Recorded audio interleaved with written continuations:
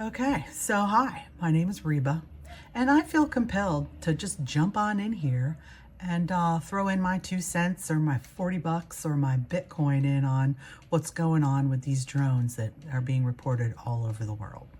Because I've got opinions. Yeah. So anyway, when I was about 8 years old, I lived in a blended family, and we lived in a big, crazy old, run-down, big stone mansion on the Potomac River. And one night, all the kids on one side of that had rooms on one side of the house saw craft silently hover over the yard and cruise back over into the woods, right? And shortly after that, I'm not exactly sure of the timeline, but within, let's say 3 days, there was a spat of reports all over the Potomac and in that little town of people seeing flying saucers and lights over the Potomac River and Lover's Leap. And one night, I went out to feed the cats and walked out onto the patio area there, and on my way back into the house, turned around, and there was a little creature there. And it looked just like what I'd just seen on Close Encounters of the Third Kind that had come out recently. But it was a little, I knew it was a female. I knew she was afraid. She was standing over near a little mini fridge in the corner. And I ended up putting my hand through the window of the door to get into the house because I was so afraid. Anyway, here's a picture of it, the AI rendering of what I prompted it to draw. And that is exactly what she looked like. Anyway, not a lot of people believed me, but I got a hold of my dad because I knew my dad was, into kind of conspiracy stuff. So I told him, Dad, I saw this creature, right? And he believed me. So for the first time in my 8 little years, I was completely validated about something nobody else believed me. So something he had told me always stuck with me, because as soon as I shared that story with him about my little alien experience, the floodgates opened and he told me everything he knew about everything. And that opened my mind for the rest of my life. Slammed it open, cracked open that cranium. My father told me all about Roswell, Area 51, and what happened to the aliens that survived the crash in Roswell. He said that there was 2 living beings that were taken to Wright-Patterson Air Force Base, where they both died eventually and were kept in formaldehyde to preserve their bodies. All of my research corroborated what my father had told me about all of these things. So one thing that he has said that stuck with me was that when you see a craft, okay, not all of them, but a lot of them, like the black triangles, for instance, if you see a black triangle and it's not making any noise and it's just kind of hovering, chances are it's a hologram, right? And with no heat signature, and it just hovers there silently. But before they had holograms, they had blimp technology. So a lot of the unidentified flying craft that has been reported over the years were either a hologram or blimp technology brought over by, you guessed it, Werner von Braun and the Nazis in Project Paperclip. Brought over all this technology and then began playing with it. Yeah, I remember the 1950s flyover of the US Capitol. Yeah, it's probably us just messing around with that technology. Yeah. It's our tech that we're seeing up there, these drones. It's our tech, it's our tech. Coming out of the oceans, our tech. Holograms or, submersibles. So I personally believe that 99% of everything that we see here and are, pushed to believe is all just a wag the dog production. And then here comes the Malaysian flight, right? That disappeared back in 2015 or 2014 or something like that. And just recently, a military drone operator blew the whistle on what happened to that plane. And so all these videos have come out, and pundits have talked about it over and over, about this technology that basically caused this craft, this Malaysian airline, to just poof, disappear.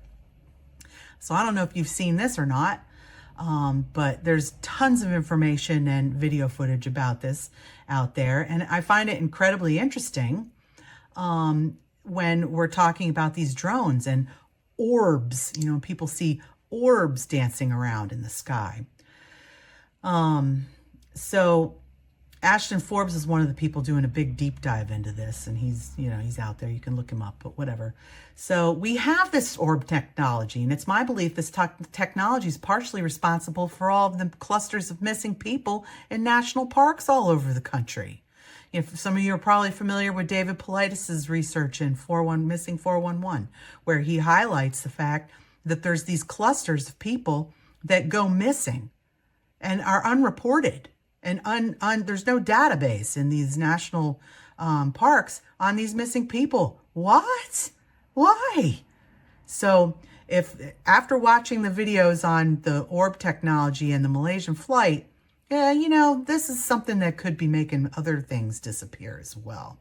And so then we have the movie The Fifth Wave. Okay.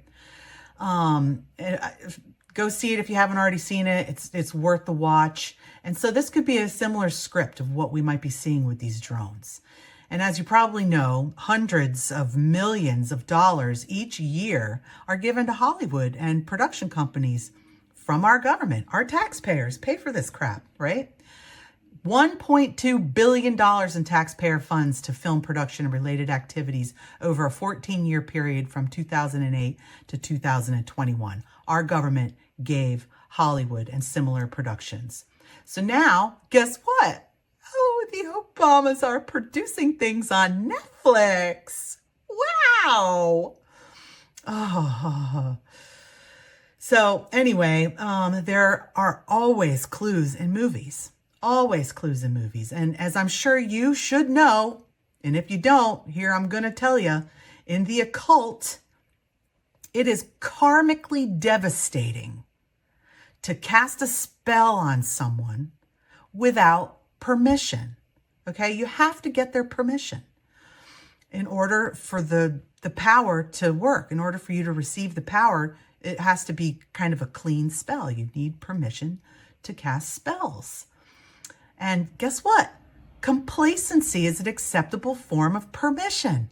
So when Hollywood shows us all these movies over and over and over about what they're doing, and my focus today would be the cataclysmic natural disasters and stuff, like asteroids taking out the planet, polar shifts, that type of thing.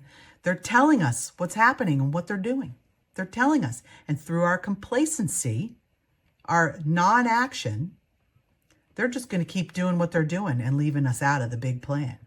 So in the film The Fifth Wave, an alien ship arrives and begins silently orbiting the Earth. I want to see. Oh, Sam, wait. Sam, wait.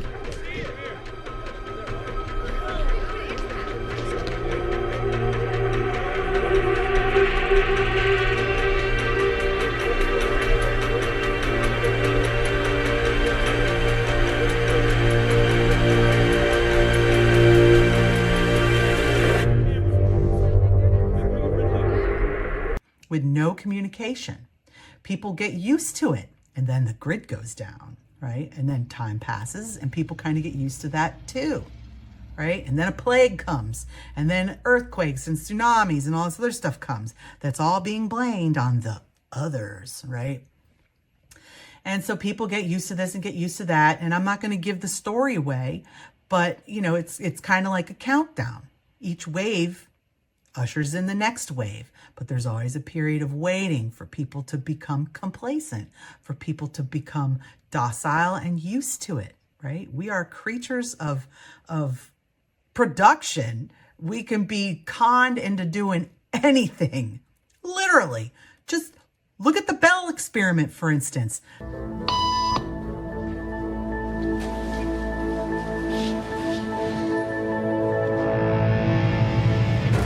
after just 3 beeps, and without knowing why she's doing it, this woman is now conforming perfectly to the group. But what happens if we take the group away? Elaine, please.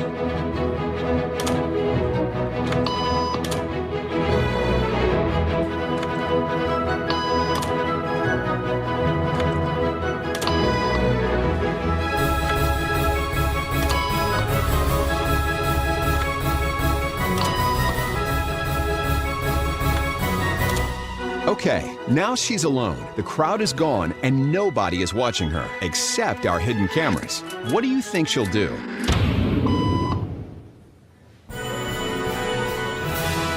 She's now conforming to the rules of the group without them even being there.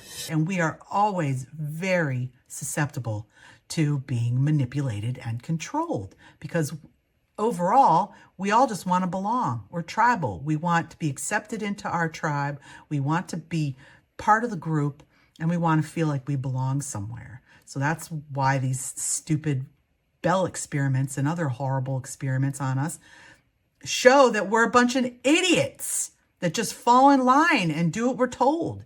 So anyway, I'm not going to spoil that movie, but go see it, The Fifth Wave.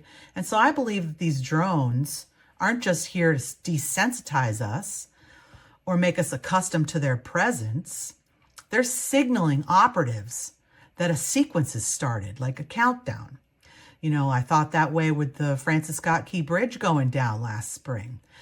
The Chinese balloons, right, that our government did nothing about. So why are we surprised that they're not doing anything about these drones when Chinese spy balloons are flying over the entire continent and they don't do a damn thing about it? I mean, really?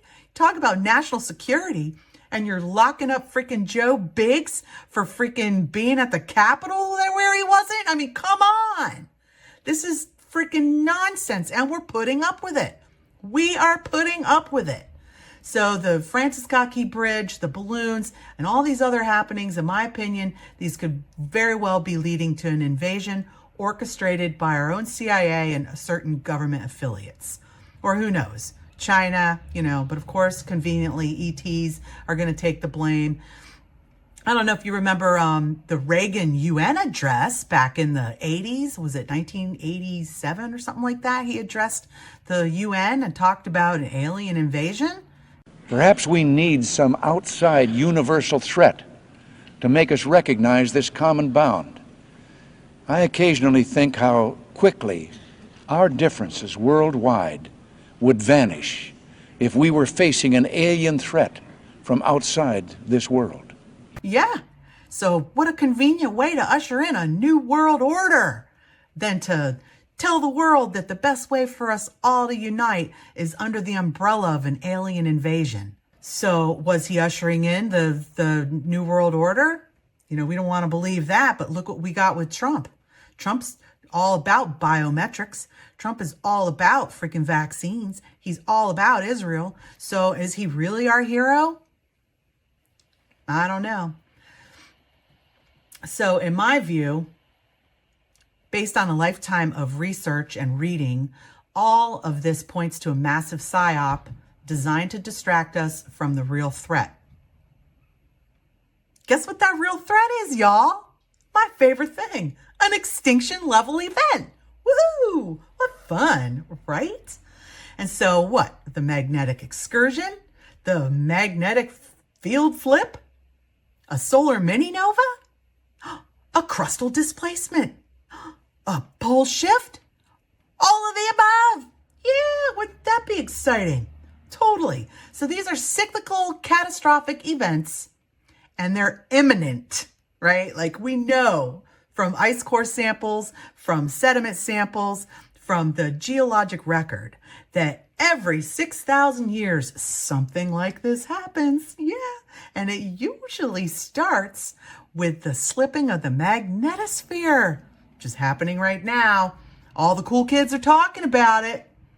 So this is very exciting. And you know what they always say to me, my mom always says this, well, it's nothing I could do about it, so why worry about it? It's nothing I could do, so why worry about it? I'm not worried about it. I'm fascinated by it. And if I'm lucky enough to be on this planet when the next cycle ends and starts again, then you know what? I can't think of a greater adventure. That's optimism right there. Yay me. Yeah. So anyway, these cyclical catastrophic events are imminent and roll in a sequence. I believe I'm going to see it in my lifetime, and I'm on the bandwagon with Ben Davidson, although he's a salty dog. Don't go on his podcast asking stupid questions because he will let you have it. And I know how to deal with people like that. And because I'm like that. Don't ask stupid questions. Go do your dang research before you ask stupid questions. So mean. So anyway, Ben Davidson has produced some pretty amazing videos documenting this cataclysmic cycle. And I would encourage you to go watch his channel, Silent Observers with a 0 on YouTube. And so just like the movie 2012, the elites, they're not going to warn us of this impending event. They're too busy building bunkers, arks, and off-world sanctuaries. Yeah, it's all true. And so here's a fun fact. $11 trillion are missing from HUD. Housing of Urban Development is missing $11 trillion. I mean, that's old news. So what are they doing with all that money? Oh, they building bunkers and they building highways underground, and they're making sure that they're all going to be safe. And maybe at the last minute, they'll bring some of us in there with them. Although I don't think I'd want to do that, because you talk about creepy, tyrannical shit. Like nothing's creepier and more tyrannical opportunities happening in deep underground military bunkers. I think I'd rather float and bloat on the surface. So anyway, they've been hiding the lie and lying about evidence that clearly points to these 6,000-year cycles forever, since the recorded history.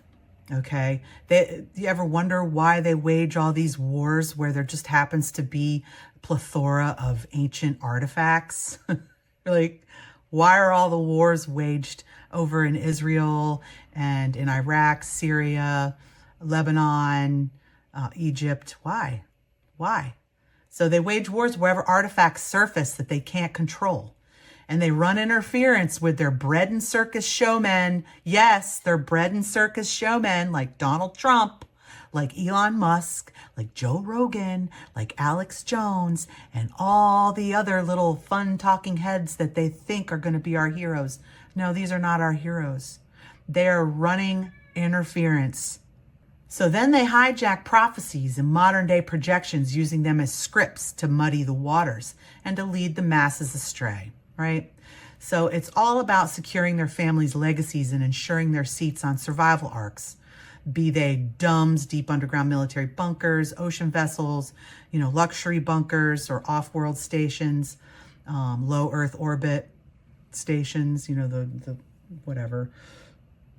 So in the end, I think, and here's where I get really gloomy. I'm sorry. So have you heard about the ascension, where people, we're all going to ascend, and, Christians call it the rapture and all sorts of stuff. I honestly think that that's just a sanitized term for all of us just dying together in a huge cataclysmic event, right?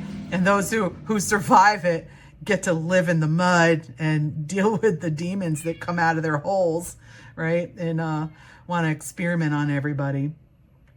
So how are they getting away with all this, you wonder? How are they getting away with all this? You look around and you see people all around you who are just acting crazy and doing crazy things. Cats meowing when they shouldn't be. Pretty annoying, Rufus. Pretty annoying, Rufus. I'll be with you in a minute. So you wonder how they're doing this, how they get away with it. I mean, all you got to do is look at that Bell experiment one more time and know, oh yeah, well, it's not going to be hard to get us all on board for this nonsense. But so there is mind control going on. And probably all of you have heard about MK Ultra and those types of things.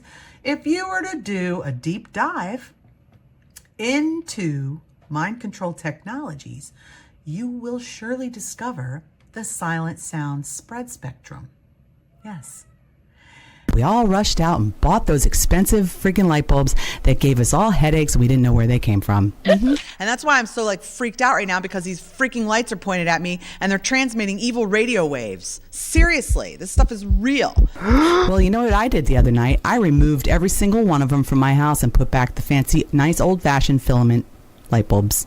And not only do I feel better, but I can tell my cats feel better too. My kid feels better. We all just feel better. Yeah. It's amazing. So light bulbs, fluorescent light bulbs, CFLs, and many LEDs emit all sorts of dirty electricity. And I'll get into that here in a moment. But the mind control possibilities of HD TV are revealed in a U.S. patent. That's right, U.S. patent from 2002 titled Nervous System Manipulation by EM Fields from Monitors. You know, put your tinfoil hat on, Reba. Put your tinfoil hat on, Reba. You screw you and your tinfoil hat. It's not, tinfoil doesn't do squat. It's copper. You need to build a Faraday helmet, Faraday cage. That's how you block out the frequencies. That's true. Let me repeat that. The mind control possibilities of HD TV are revealed in U.S. patent from 2002 titled Nervous System Manipulation by EM Fields from Monitors. So before you start saying, oh, Reba, I believe in all this cockapoo, I can't believe this crap, oh my God, why don't you just put on a tinfoil hat, blah, blah, blah. Before you go saying that, go do your research. I did. And the military spent billions on HARP stations all over the world, as well as Gwen towers. Yep. And now HARP, you need to look that up if you don't know about HARP. It's like there's the crazy scientist ruling the world like an underdog or something. You remember that guy?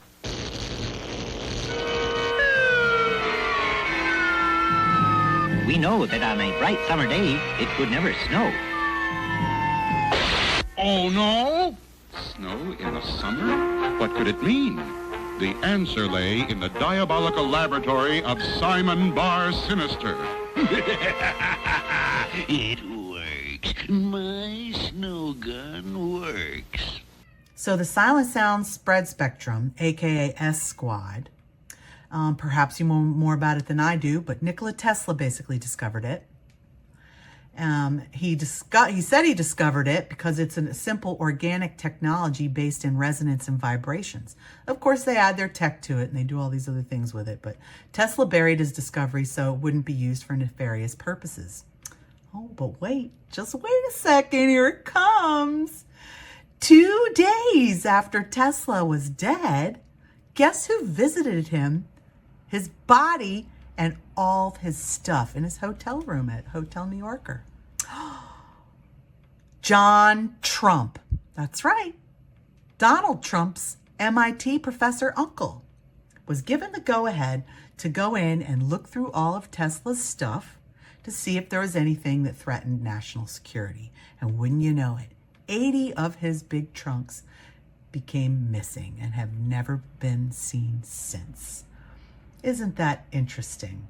Very interesting. So this silent sound spread spectrum, in my opinion, is probably the single most horrifying technology that they're using on us every single day. It is why they've rolled out 5G. It's why there's satellites. Elon Musk put all the Starlink satellites up there. We are completely bathed in frequencies that they can control with a little mousy poo on a computer screen. Yeah, it's pretty fascinating. This frequency comes through TVs, any monitor, any HD monitor, all LEDs, fluorescent lights, your phone, comes through everywhere and slowly just satiates you into oblivion. Yeah, you don't even know it. Sometimes it can put voices in your head. It can tell you to do stuff that you would normally not do. There's in 2010, there were 6 attacks. And this was right around the time where I was doing all this research on S Squad and the silent sound spread spectrum, where, and HARP was huge in the news. All the conspiracy theories were talking about HARP and this and that, blah, blah, blah. And so in the same longitude, in China, within 6-week period, 6 very similar attacks took place. And they were all the same profile man. They were all divorcees or single men in their 50s who had a criminal history of mental problems, history of mental problems, and each one of them, all separate from each other, but in the same longitude on Earth in China, all went into elementary schools and either hacked people up with a hatchet, machete, or stabbed people with knives. One guy took a hammer to children and teachers. Lots of people were killed. But the same profile man did the same thing within 6-week period of time. And what this technology they can literally hook up a Chinese prisoner, right, to their little brain helmet and tell him to think about murdering children with a machete. And then they copy and paste his little brainwave frequency, right? Just copy and paste it and put it right into their little thingy-majiggy that broadcasts it out and beams it out. And anybody who vibrates in the relatively same frequency of that individual, 55-year-old criminally minded, mentally ill, violent individual, triggers them. They go out and do it. Pretty scary, right? And so they're doing that. They're doing that to all of us. Have you seen the movie Cell? You need to go see the movie Cell or whatever. Not only can they implant voices in your head, but they can manipulate your actions. So the same tech can make your ears bleed from a satellite or give you a heart attack with a laser. Andrew Breitbart much? This is also the same technology that Dr. Royal Raymond Rife discovered and was blackballed for, that cures cancer. It's all about resonance and frequency. So what Rife discovered was that if for instance, if you take a tapeworm, okay, you can measure this tapeworm's personal signature frequency. Ew, but he did it. And then he discovered that if you double that frequency and hit that organic matter with its same frequency doubled, it oscillates to death. It liquefies. This is called liquefaction, that any basic geology class is going to teach you about liquefaction. It happens. I've always felt that we as humans give ourselves way too much credit. We are just not as clever as we think we are. We are incredibly creative and destructive. Like, we are a duality of force, but we're not that clever. We're busy and totally infected by Wetiko. And if you don't know what Wetiko is or what the archons are, then you should definitely look that up because it'll blow your mind. We're all struggling in this meat suit to be truly who we are. And the only way we're going to be able to do that is by shining light on the truth and understanding what we're facing, right? Because the new world, in my opinion, is the world that emerges after a cataclysm. Or the new world is when people realize the amount of deception that we've been, bamboozled with, that people will actually come together and we'll begin to see a new world. So let's go ahead and end this with one of my favorite authors, Eckhart Tolle. One of the quotes from his book, The New Earth, The New Human. If the history of humanity were the clinical case history of a single human being, the diagnosis would have to be chronic paranoid delusions, a pathological propensity to commit murder and acts of extreme violence and cruelty against his perceived enemies, his own unconsciousness projected outward, criminally insane with a few brief lucid intervals.